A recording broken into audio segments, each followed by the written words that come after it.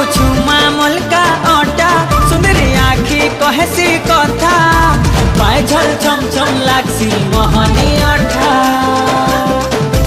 रजा आमर बजा आए दुलदुली बजा किंदरी किंदरी नाचले लागसी मजा कहरी जासु अमरे हे पवन धुका हमें तो समलपुरिया मोटा आमर सत्या केनो पाइबो आमर लेखरे